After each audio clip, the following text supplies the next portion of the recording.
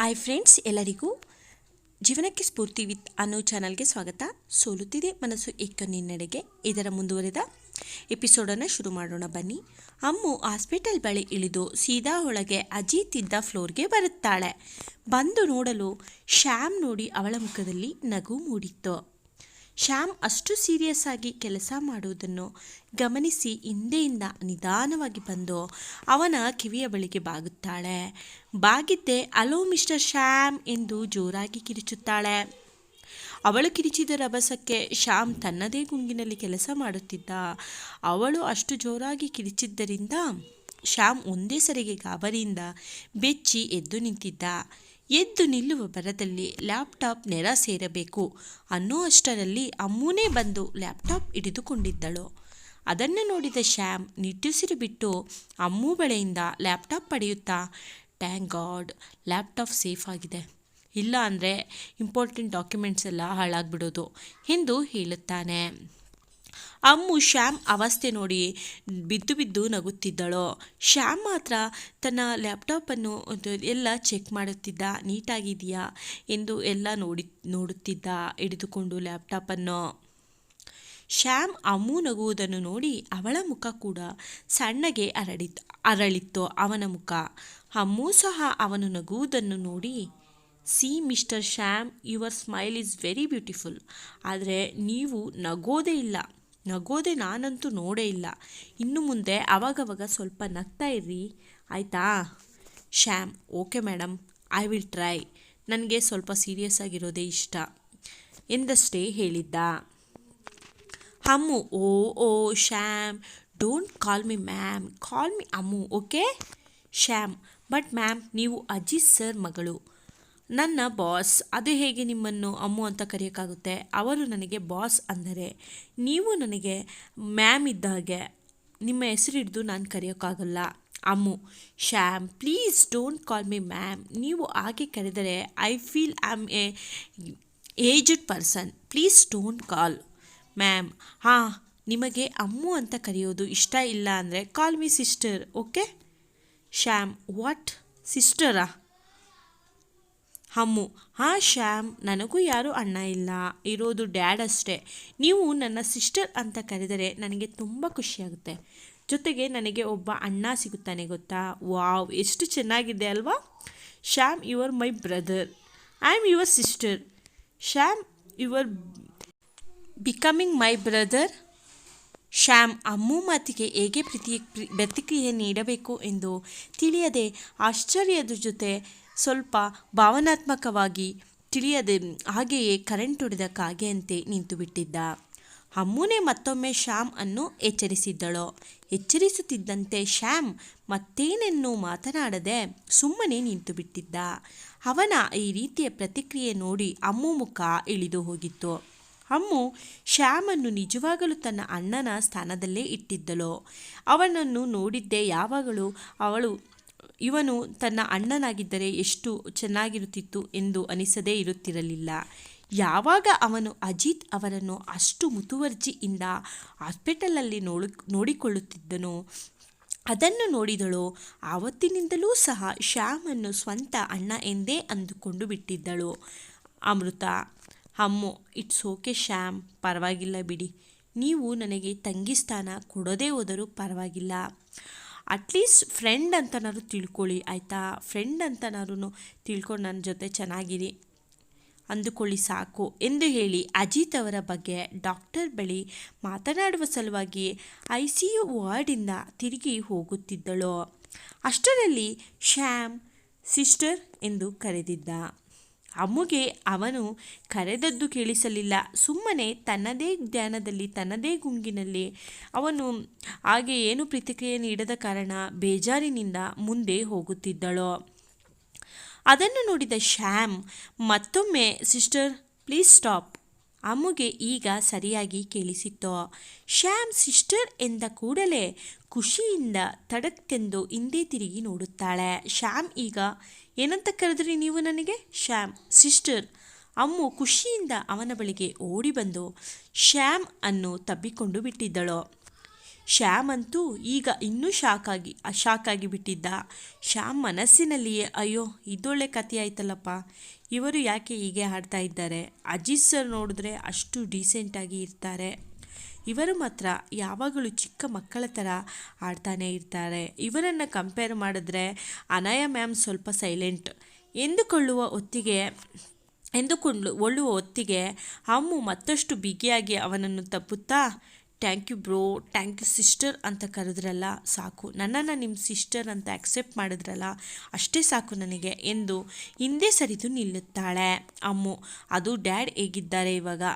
Is fine ನಾವು. ಶ್ಯಾಮ್ ಹುಷಾರಾಗಿದ್ದಾರೆ, ಮತ್ತು ಪ್ರಜ್ಞೆ ಸಹ ಬಂದಿತ್ತು. ನಿಮ್ಮ ಮತ್ತು ಅನಾಯ ಮ್ಯಾಮ್ ಬಗ್ಗೆನೇ ಕೇಳುತ್ತಾ ಇದ್ರು ಅಮ್ಮು. Thank god. ಮತ್ತು ಬ್ರೋ ಡ್ಯಾಡ್ನ ಯಾವಾಗ ಡಿಸ್ಚಾರ್ಜ್ ಮಾಡ್ತಾರಂತೆ? ಶ್ಯಾಮ್ ಗೊತ್ತಿಲ್ಲ, ಆದರೂ ಸರ್ ಪ್ರೋಗ್ರೆಸ್ ನೋಡಿದ್ರೆ ಆದಷ್ಟು ಬೇಗ ಡಿಸ್ಚಾರ್ಜ್ ಮಾಡುತ್ತಾರೆ ಅನಿಸುತ್ತೆ. ಅಮ್ಮು ವಾವ್ ಗುಡ್. ಮತ್ತು ಬ್ರೋ ಡ್ಯಾಡ್ ಡಿಸ್ಚಾರ್ಜ್ ಆದಮೇಲೆ ಯಾವುದೇ ಕಾರಣಕ್ಕೂ ನಮ್ಮ ಅನಯ ಮೆನ್ಷನ್ಗೆ ಬರೋದು ಬೇಡ. ಡ್ಯಾಡ್ನ ಫಾರ್ಮ್ ಹೌಸ್ಗೆ ಶಿಫ್ಟ್ ಮಾಡೋಣ. ಡ್ಯಾಡ್ ಅಲ್ಲಿ ಇದ್ದರೆ ಅವರ ಜೀವಕ್ಕೆ ಯಾವುದೇ ಅಪಾಯ ಆಗುವುದಿಲ್ಲ. ಮತ್ತು ಪ್ಲೀಸ್ ಆದಷ್ಟು ಬೇಗ ಡ್ಯಾಡನ್ನು ಇಲ್ಲಿಂದ ಶಿಫ್ಟ್ ಮಾಡುವ ಕೆಲಸ ಮಾಡಿಸಿ. ನಿಮಗೂ ಗೊತ್ತು ಆ ಕೃಷ್ಣಮೂರ್ತಿ ಅವರ ಹುಡುಗರು ಡ್ಯಾಡ್ ಅನ್ನು ಆಲ್ರೆಡಿ ಹುಡುಕುತ್ತಿದ್ದಾರೆ ಎಂದು ಹೇಳಿ ಡಾಕ್ಟರ್ ಬಳಿ ಮಾತನಾಡಲು ಡಾಕ್ಟರ್ ಕ್ಯಾಬಿನ್ಗೆ ಹೋಗುತ್ತಾಳೆ. ಇತ್ತ ಶ್ಯಾಮ್ ಅವಳು ಹೋಗುತ್ತಿದ್ದಂತೆ ಅವಳು ಹೇಳಿದ್ದನ್ನು ಸೂಕ್ಷ್ಮವಾಗಿ ಯೋಚಿಸುತ್ತಾನೆ. ಶ್ಯಾಮ್ಗೂ ಸಹ ಅವಳ ಮಾತು, ಅಮೃತ ಮಾತು ಸರಿ ಅನಿಸಿತ್ತು. ಈಗ ಇರುವ ಹಾಸ್ಪಿಟಲ್ ಅಲ್ಲಿ ಸಹ ಅವರ ಬಗ್ಗೆ ಆಲ್ರೆಡಿ ವಿಚಾರಣೆ ಮಾಡಲಾಗಿತ್ತು. ಈ ವಿಷಯ ಶ್ಯಾಮ್ಗೆ ಮೊದಲೇ ಗೊತ್ತಿದ್ದ ಕಾರಣ ಅವರ ನಿಜವಾದ ಹೆಸರು ಡಾಕ್ಯುಮೆಂಟ್ಸ್ ಕೊಡದೆ ಎಲ್ಲ ಫೇಕ್ ನೇಮ್ ಮತ್ತು ಡಾಕ್ಯುಮೆಂಟ್ಸ್ ಕೊಟ್ಟೆ ಅಲ್ಲಿ ಅವರ ಹೆಸರನ್ನು ಬರೆಸಿದ್ದರು. ಆದ್ದರಿಂದ ಅಜಿತ್ ಬಗ್ಗೆ ಕೃಷ್ಣಮೂರ್ತಿಗೆ ಆಗಲಿ ಸುಗಮ್ಗೆ ಆಗಲಿ ಯಾವುದೇ ವಿಷಯ ತಿಳಿಯಲಿಲ್ಲ, ಅವರು ಬದುಕಿದ್ದಾರಾ ಸತ್ತಿದ್ದಾರೆ ಎಂದು. ಕೃಷ್ಣಮೂರ್ತಿ ಅವರ ಕಡೆಯವರು ಅಜಿತ್ ಹುಡುಕಿ ಹಾಸ್ಪಿಟಲ್ವರೆಗೂ ತಲುಪಿರುವ ವಿಷಯ ಅಮೃತ ಮತ್ತು ಅನಯಯಿಂದ ಮುಚ್ಚಿಟ್ಟಿದ್ದ ಶ್ಯಾಮ್ ಕಾರಣ ವಿಷಯ ತಿಳಿದರೆ ಇಬ್ಬರೂ ಗಾಬರಿಯಾಗುತ್ತಾರೆ. ಇರುವುದು ಇಬ್ಬರೇ ಎಂಬುದರಿಂದ ಅವನು ಇಷ್ಟು ಮುಂದಾಲೋಚನೆಯಿಂದ ಯೋಚನೆ ಮಾಡಿದ್ದ. ಎಲ್ಲ ನೆನೆದು ನಿಟ್ಟುಸಿರು ಬಿಟ್ಟ ಶ್ಯಾಮ್ ಮತ್ತೆ ತನ್ನ ಕೆಲಸದ ಕಡೆ ಲ್ಯಾಪ್ಟಾಪ್ ಹಿಡಿದುಕೊಂಡು ಗಮನ ಕೊಡುತ್ತಾನೆ. ಇತ್ತ ಅನಯ ಮೀಟಿಂಗ್ ಟೈಮ್ ಆಗಿದ್ದರಿಂದ ಮೀಟಿಂಗ್ ರೂಮಿಗೆ ಬಂದಿದ್ದಳು. ಅವಳ ಹಿಂದೆ ಸಮಯ್, ಅಮನ್, ತನ್ಮಯ್, ರೂಹಿ, ಸಹನಾ, ಇನ್ನು ಆಫೀಸಲ್ಲಿ ಸ್ವಲ್ಪ ಪ್ರಾಜೆಕ್ಟ್ಗೆ ಸಂಬಂಧಿಸಿದಷ್ಟು ಜನ ಅಲ್ಲಿ ಬಂದು ಸೇರಿದ್ದರು. ಎಲ್ಲರೂ ಅವರವರ ಸೀಟಲ್ಲಿ ಹೋಗಿ ಕುಳಿತರೆ ಅನಯ ಬಂದು ಸೀದಾ ಮೈನ್ ಹೆಡ್ ಚೇರ್ ಮೇಲೆ ಕುಳಿತುಕೊಂಡ ನಂತರ ಎಲ್ಲರನ್ನೂ ಕುಳಿತುಕೊಳ್ಳಲು ತಿಳಿಸುತ್ತಾಳೆ. ನಂತರ ಎಲ್ಲರೂ ಬಂದು ತಮಗೆ ಎಂದು ಕೊಟ್ಟಿದ್ದ ಸೀಟಲ್ಲಿ ಕುಳಿತುಕೊಂಡ ನಂತರ ಸಮಯ ಬಂದು ಅನಯ ಕುಳಿತುಕೊಂಡಿದ್ದ ಪಕ್ಕದ ಚೇರ್ ಅಲ್ಲಿ ಬಂದು ಕುಳಿತುಕೊಳ್ಳುತ್ತಾಳೆ.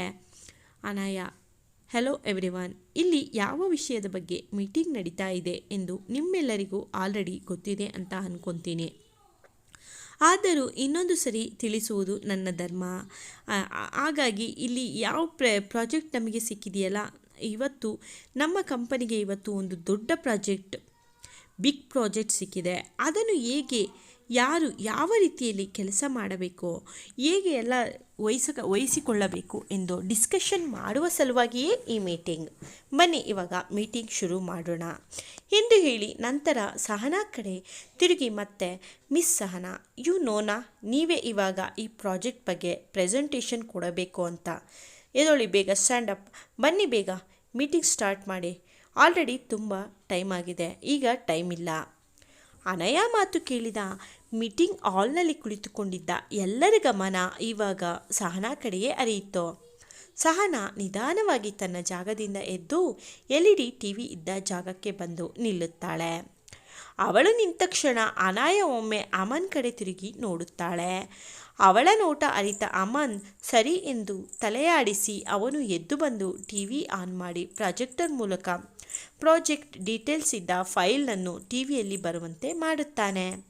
ಕೆಲಸ ಮುಗಿಸಿದ ಅಮನ್ ಸೀದಾ ಹೋಗಿ ಮತ್ತೆ ತನ್ನ ಜಾಗಕ್ಕೆ ಬಂದು ನಿಲ್ಲುತ್ತಾನೆ.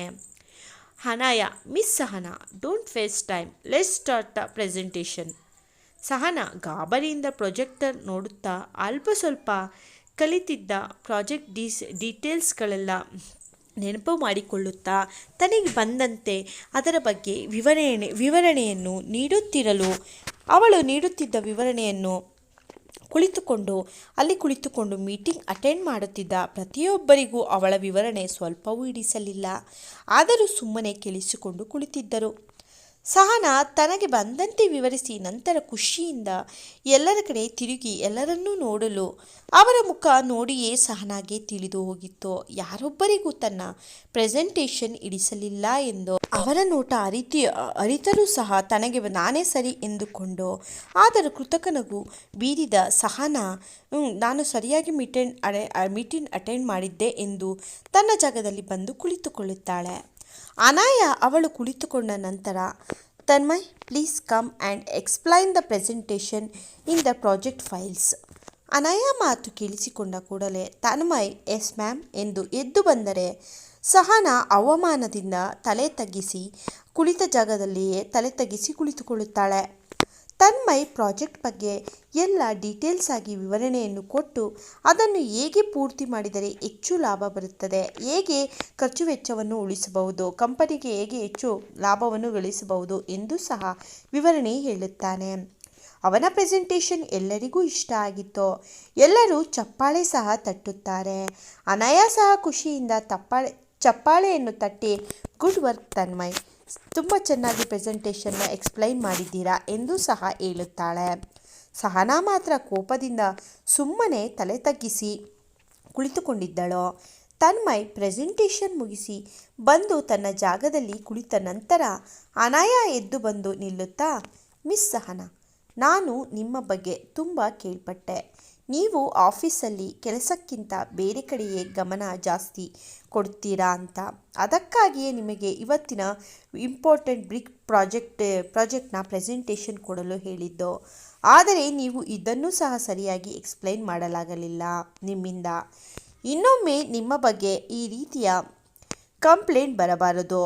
ನಾನು ತುಂಬ ಕೇಳ್ಪಟ್ಟಂತೆ ಯಾವುದೇ ಕೆಟ್ಟ ಅಭಿಪ್ರಾಯಗಳು ನಿಮ್ಮ ಬಗ್ಗೆ ಕೇಳಬರಬಾರದು. ನಿಮ್ಮನ್ನು ಫೈರ್ ಮಾಡಬೇಕಾಗುತ್ತದೆ. ನಿಮಗೆ ಇದೇ ಲಾಸ್ಟ್ ಚಾನ್ಸ್ ಎಂದು ಹೇಳಿ ಎಲ್ಲರಿಗೂ ಮೀಟಿಂಗ್ ಮುಗಿಯಿತು ಎಂದು ತಿಳಿಸಿ ಮೀಟಿಂಗ್ ಹಾಲಿಂದ ತನ್ನ ಕ್ಯಾಬಿನ್ಗೆ ಹೋಗುತ್ತಾಳೆ. ಉಳಿದ ಎಲ್ಲರೂ ಸಹ ತಮ್ಮ ತಮ್ಮ ಕೆಲಸದಕ್ಕೆ ಹೋದರೆ ಸಹನಾ ಮಾತ್ರ ಹಲ್ಲು ಮಸೆಯುತ್ತಾ ಅಲ್ಲೇ ನಿಂತುಕೊಂಡೇ ಮನಸ್ಸಲ್ಲಿಯೇ, ಎಷ್ಟೇ ಕೊಬ್ಬು ನಿನಗೆ, ಎಲ್ಲರ ಎದುರು ಅವಮಾನ ಮಾಡುತ್ತೀಯಾ, ನಾನು ಚೆನ್ನಾಗಿ ಪ್ರೆಸೆಂಟೇಷನ್ ಕೊಟ್ಟರೂ ನೀನು ಚೆನ್ನಾಗಿ ಕೊಟ್ಟಿಲ್ಲ ಅಂತ ಎಲ್ಲರ ಎದುರು ಮತ್ತೂ ಅವಮಾನ ಮಾಡ್ತೀಯಾ. ಇಷ್ಟು ದಿನ ಹೋಗ್ಲಿ ಪಾಪ ಅಂತ ಬಿಟ್ಟಿದ್ದೇ ತಪ್ಪಾಯಿತು ನಿನಗೆ. ನೀನೇನೆ ನನ್ನನ್ನು ಫೈರ್ ಮಾಡೋಕ್ಕೆ ನೀನು ಆಫೀಸ್ಗೆ ಬಂದರೆ ತಾನೇ. ನೋಡ್ತಾ ಇರು, ನಾಳೆಯಿಂದ ಆಫೀಸ್ಗೆ ಬರ್ತೀನಿ ಅಂದರೂ ನಿನಗೆ ಬರೋಕೆ ಆಗಬಾರ್ದು, ಹಾಗೆ ಮಾಡ್ತೀನಿ ಎಂದು ಹೇಳಿಕೊಂಡು ಜೋರಾಗಿ ಹುಚ್ಚಿಯಂತೆ ನಗುತ್ತಾ ತನ್ನ ಫೋನ್ ತೆಗೆದುಕೊಂಡು ಯಾರಿಗೂ ಫೋನ್ ಮಾಡಿ ಸ್ವಲ್ಪ ಸಮಯ ಗುಪ್ತವಾಗಿ ಮಾತನಾಡುತ್ತಾಳೆ. ಗುಪ್ತವಾಗಿ ಮಾತನಾಡಿದ ನಂತರ ಆ ಕಡೆಯಿಂದನೂ ಸಹ ಎಸ್ ಎಂದು ಹೇಳಿದ ನಂತರವೇ ಫೋನ್ ಕಟ್ ಮಾಡಿ ಖುಷಿಯಿಂದಲೇ, ಇದೇ ಕಡೆ ನಿನಗೆ, ಇವತ್ತು ಎಷ್ಟು ಹಾರಾಡ್ತೀಯೋ ಹಾರಾಡ್ಬಿಡು, ನಾಳೆಯಿಂದ ಹಾರಾಡೋದಕ್ಕೆ ನೀನು ಆಫೀಸ್ಗೆ ಬರೋದೇ ಇಲ್ಲ. ಯಾವ ಹಾಸ್ಪಿಟಲಲ್ಲಿ ಯಾವ ಬೆಡ್ ಮೇಲೆ ಕೋಮಾಗಿ ಹೋಗಿರ್ತೀಯೋ ಇಲ್ಲ ಕೈಕಾಲು ಮುಟ್ಕೊಂಡು ಬಿದ್ದಿರ್ತೀಯೋ ಅದು ಸಹ ಗೊತ್ತಿಲ್ಲ ನಿನಗೆ. ನೋಡ್ತಾ ಇರು ಹೇಗಾಗುತ್ತೆ ನಿನಗೆ ಅಂತ. ನನಗೆ ಅವಮಾನ ಮಾಡಿದ ತಪ್ಪಿಗೆ ನೀನು ಸರಿಯಾಗಿ ಅನುಭವಿಸ್ತೀಯ ಕಣೆ ಎಂದು ಖುಷಿಯಿಂದ ಆಚೆ ಹೋಗುತ್ತಾಳೆ. ಕತೆ ಮುಂದುವರಿಯುವುದು. ನನ್ನ ಈ ಕತೆ ನಿಮ್ಮೆಲ್ಲರಿಗೂ ಹೇಗೆ ಅನ್ನಿಸ್ತಾ ಇದೆ? ನನ್ನ ಇದುವರೆಗೂ ಸಬ್ಸ್ಕ್ರೈಬ್ ಯಾರ್ಯಾರಾಗಿದ್ದೀರೋ, ಹೊಸ್ದಾಗಿ ಯಾರ್ಯಾರೆಲ್ಲ ಜಾಯ್ನ್ ಆಗಿ ಸಬ್ಸ್ಕ್ರೈಬ್ ಮಾಡ್ಕೊಂಡಿದ್ದೀರೋ ಅವರಿಗೆಲ್ಲ ತುಂಬ ಟ್ಯಾಂಕ್ಸ್. ಯಾರ್ಯಾರು ಕಮೆಂಟ್ ಮಾಡಿ ನನಗೆಲ್ಲ ಪ್ರೋತ್ಸಾಹ ಕೊಡ್ತೀರೋ ಅವರಿಗೂ ಸಹ ತುಂಬ ಟ್ಯಾಂಕ್ಸ್. ಏನು ಗೊತ್ತಾ ಫ್ರೆಂಡ್ಸ್, ನನಗೆ ಅಂದರೆ ಈ ಫ್ಯಾಮಿಲಿಗೆ ಫೈನಾನ್ಷಿಯಲಿ ತುಂಬ ಹೆಲ್ಪ್ ಮಾಡಬೇಕಂತ ನನಗೆ ಸಖತ್ ಆಸೆ ಇದೆ. ಅದಕ್ಕಾಗಿಯೇ ನನಗೆ ಕತೆ ಬರೆಯೋ ಹವ್ಯಾಸ ಮುಂಚೆಯಿಂದನೇ ಇತ್ತು. ಹಂಗಾಗಿ ಇದೊಂದು ಸಣ್ಣ ಪ್ರಯತ್ನ. ಪ್ಲೀಸ್ ಸಪೋರ್ಟ್ ಮಾಡಿ, ಪ್ಲೀಸ್ ಸಬ್ಸ್ಕ್ರೈಬ್ ಆಗಿ. ಬಾಯ್ ಬಾಯ್.